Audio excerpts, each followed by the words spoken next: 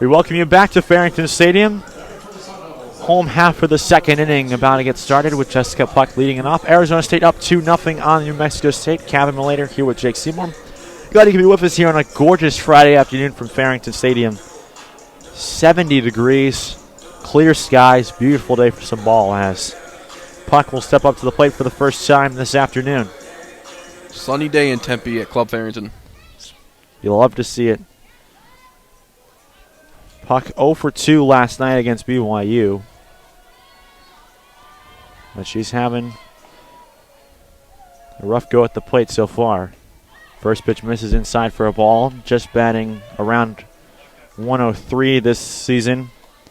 3 for 29 with only 1 RBI. So it hasn't been the ideal start for the Ole Miss transfer, Jake. No, it has not been. She's struggled out of the gate, but where she's lacked in the box, she's been able to make up for behind the plate as she's proved her worth there. 1-0. Foul back behind home, and it's 1-1.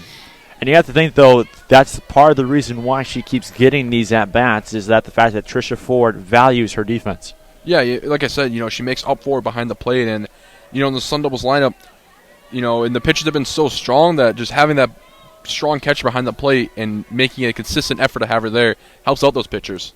1-1 in the dirt, and it's 2-1 now. Puck, Price in the top of the order due up for Arizona State here in their half of the second inning.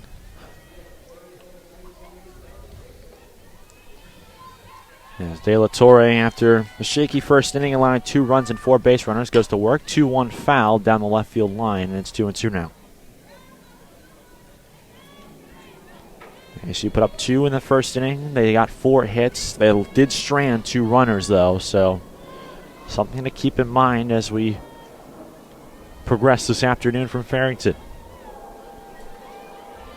De La Torre has her sign and will come home with a 2-2 pitch.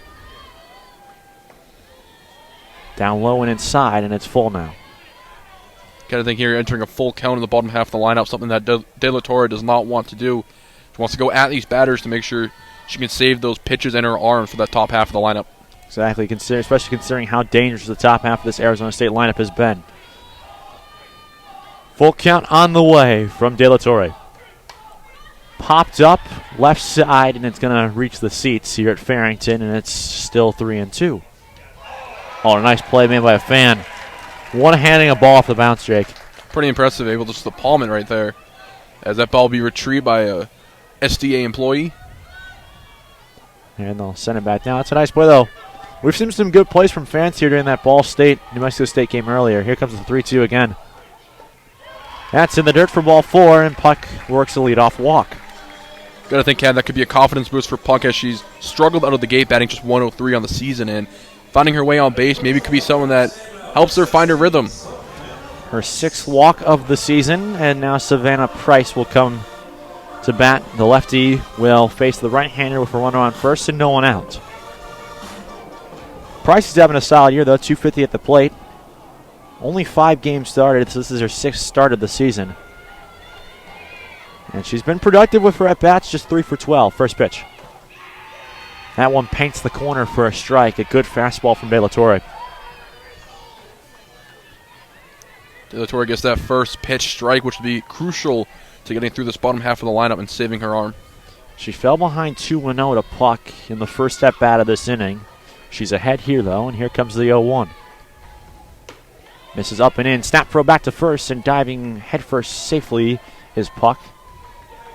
So 1-1, and there's still the runner on first. De La Torre has 30 pitches in the afternoon. And, you got to think, too, New Mexico State's trying to save some arms in the tournament, especially with a doubleheader this morning. There's no action yet in that bullpen. No, there is not. Still action in the ASU pen. Here's the 1-1. Misses in the dirt. Runner holds once again. Burrell's done a nice job blocking today and preventing ASU from getting free bags. Yes, she has, and especially with this Arizona State lineup that's just so speedy and get their way around the bases with ease in some ways. La Torre wanting to come back and be competitive with the bottom half of the order. Here comes the 2-1. Popped up foul. That'll once again reach the seats on the third base side, and unlike the last time, no fan will make a play. No fan action this time. And also worth noting that Puck on that that play before it was fouled off, she did take off for second base. See if she'll do it again here, if there'll be a throwdown. First baseman Bowen playing off first right now, 2-2. Ball misses up. Puck took about a large secondary lead that almost granted a throw from Burrell, but the count's now full. Could be a good distraction tactic, too, here by Puck. Yes, especially in this bottom half of the lineup, like we've been mentioning, that have struggled out of the gate. Getting the pitcher's head a little bit and try and make her make some mistakes. Here's the 3-2. Popped up foul, so we'll do it again. Third base side is where that ball landed. Price trying to keep fighting. 4 strikeouts on the year, 3 walks, which is what she's trying to work for here. And she's trying to force De La Torre to make a mistake. 3 balls and 2 strikes. Once again to Price. Outside corner taken for strike 3. Heading down for second on a delayed steal was Puck. She'll make it safely. But there's 1 out now. First strikeout of the night for De La Torre. And you know, Kevin, maybe something was said behind the plate, but Richard Cohen took a long time to make that call on the strike 3 call. And I don't know if it allowed Puck to get to second base, but there was no throwdown by Burrell. Maybe could have played a factor in Puck stealing second base.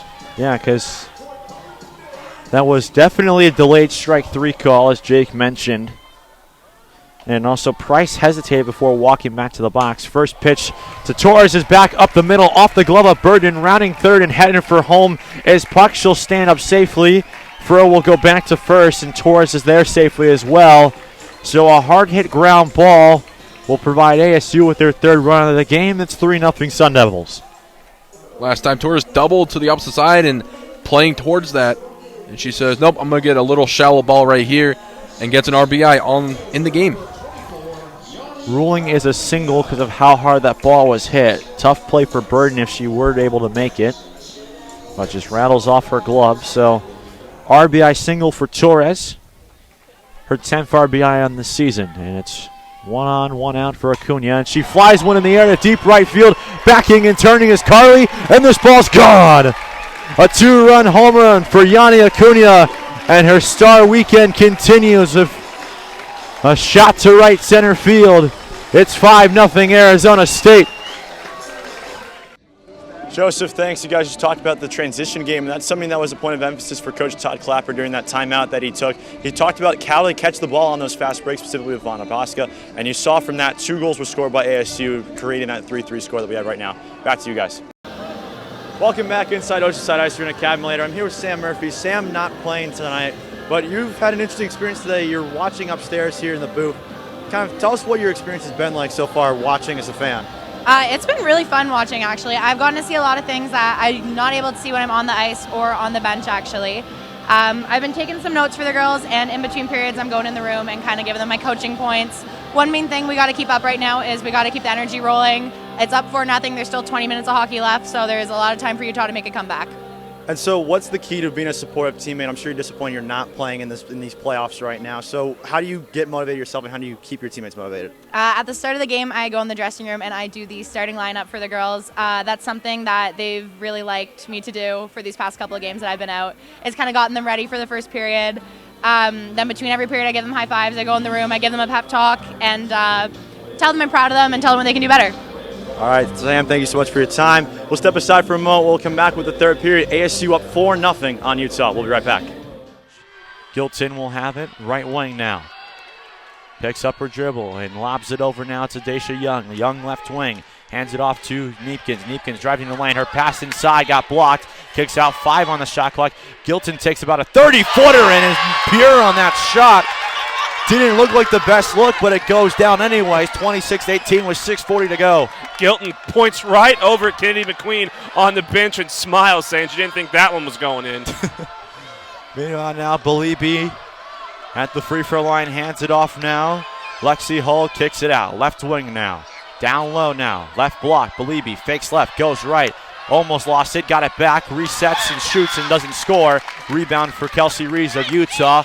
Utes trying to make a run here and make this a closer game. They only trail by 8. Hilton now goes right wing for Maxwell. Maxwell lobs it inside for Reeves. Reeves will decide to drive in on Belibi. Reese stops, spins. Oh, a nice ball fake and a nice pump fake, and she gets it to go off the window. 26-20 with 5:56 to go. The post moves from Reese, just using that pivot foot to perfection to get Belibi up in the air. Jones on the left wing, and an off-ball foul will be called along the left baseline. With those two plays back-to-back, this Utah bench, they are getting hyped. They're getting excited as they bring it within 6 on this game. Now go on Kelsey Rees for the off-ball foul, her first, team second. Jump to inbound on the baseline, gets it to Wilson, left wing. 5:46 to go and an 18 on the shot clock. Wilson pulls up for 3 from the left wing, and that's short on her attempt. Ball still loose in the paint, and a jump ball will be called. Neepkins get tied up with a newly checked-in Kiki Iriafen. Some freshman-on-freshman aggression right there. They both were going for the jump ball. Gianna Neepkins, Pac-12 Freshman of the Year. Iriafen was honorable mention for the all-freshman team in the Pac. Both of them going at it right there.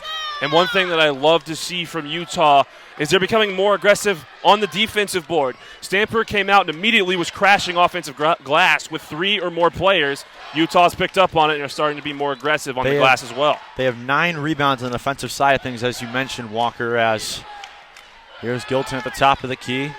Driving in now. Got trapped, 6 it out now, right corner 3 on the way from Neepkins is down. This is a 3-point ball game. It's 26-23 with 5 minutes to go. The Pac-12 Freshman of the Year gets a free ball. Iriafen now, right elbow, turning around and spinning and knocking down the J was Haley Jones from the left elbow. 28-23 with 4:50 to play in the first half. That shot is her bread and butter, the turnaround jump shot from inside the paint. She does it all the time. She hits it all the time. Maxwell free from line. J is short. Iriafen the rebound for Stanford. Left throwing now, left side now for Jump. Jump back to the top for Wilson. Wilson slows it down and finds Jones, who puts a right wing 3 on the way. Short. Jump comes down for a one-handed rebound. A nice board for her. And Wilson will be set at the top of the key. 14 on the shot clock. Goes to her right now. Lexi Hull. Hull, being guarded by Neepkins, will go to her left and will drive into the lane. She puts up a jump shot that doesn't go. Iriafen couldn't handle it and stepped out of bounds when she tried to save it in bounds. And that'll take us to a immediate timeout. Ethan, thanks. Coming into this season, if you were to say the Pac-12 was in a good position to receive a bid in the college football playoff, not many people would have believed you. Yet 2 weeks in, the conference has made 2 resounding statements in non-conference play. UCLA's 38-27 win over LSU in Week 1, combined with Oregon's 35-28 defeat of Ohio State this past weekend, gave the playoff committee the early impression the conference has been looking for. Colorado also provided a strong performance, pushing number 7 Texas A&M to the brink of defeat Saturday in Denver. And Arizona State closed out a strong non-conference showing for the league if they're able to win a matchup of ranked opponents on the road against BYU on Saturday, which is something a ranked Utah team failed to do a week ago. A couple of stumbles from USC against Stanford, in addition to Utah's first loss in the Holy War in a decade, dropped 2 Pac-12 programs from the polls, but the conference now led by George Kliavkoff still carries 3 ranked teams, number 4 Oregon, number 13 UCLA, and the 19th ranked Sun Devils. It's a good sign for the league heading into one of the last weekends of the non-conference play. And if the strong start is any indication of the rest of the season, we could see a Pac-12 team make the college football playoff for the first time since the 2016 season, when Chris Peterson in Washington made the playoff semifinals as the 4 seed. The Arizona State women's basketball team began their final weekend of the regular season tonight as they fell to the USC Trojans 60-58. It was a game in which the Devils have been fighting for a higher seed in the upcoming Pac-12 women's basketball tournament, but their efforts tonight fell just short as they lost to the women of Troy on the final shot of the game. Now, if you were to consider the high expectations Arizona State entered the season with, and getting swept by BYU in a 3-game series at home is certainly a disappointment. For assistant coach Travis Buck, when talking to the media after the 3rd game of the series, he said that when he was a player at Arizona State, they did the sweeping, not the other way around. But for head coach Willie Bloomquist, his disappointment was only enhanced by the team's 16-run loss on Saturday afternoon. But the story for tonight's game was Miles Giles. Giles finished with 19 points and 10 rebounds in the team's upset victory over the 6th-ranked Arizona Wildcats. But for head coach Charlie Turner-Thorne, what Giles did statistically doesn't tell the full story of her performance. Welcome inside Sun Devil Stadium, everyone. Cavan Malayter and Jake Seymour here for WCSN. Tonight was the spring showcase for fans to come and watch the football team, and also marks the final practice of the spring for Sun Devil football. And the question still in a lot of people's mind is who is going to be the starting quarterback for Arizona State this fall. Jake, what are your thoughts on what you saw tonight from the quarterbacks? I mean, the quarterback, that was the biggest question this fall. Jaden Daniels hit the transfer portal and landed at LSU. And Cavan, that question still remains unanswered even after the spring practices. Necessarily, Herm Edwards said post-game that they're not really set on a quarterback, and even as with the offensive coordinator, Glenn Thomas, and a bunch of the other quarterbacks on this team already, the status of them and where they stand is unknown at this time. I mean, Herm Edwards said it before spring practice, and he said it afterwards, that the transfer portal is still open. He's looking to make some changes and bring in some new guys. Yeah, and another thing that Herm Edwards really kept his eye on us on tonight was the penalties, and that was an issue for this team in the fall. What are your thoughts on how they avoid those in summer camp and fall camp, and obviously when the season comes in August? I mean, yeah, like you said, Cavan, penalties played a major role in Arizona State's struggles last season, but Glenn Thomas said it best, just consistency, get some more reps with everybody. And, you know, it's a team that has a lot of turnover, a lot of new players on this team, and getting those reps together in the summer will help them in the fall when it comes to those little things that really matter. We'll see all these play out throughout the summer and throughout the fall. That wraps up for us this spring. For WCSN with Jake Seymour, I'm Cavan Malayter. Good night from Sun Devil Stadium.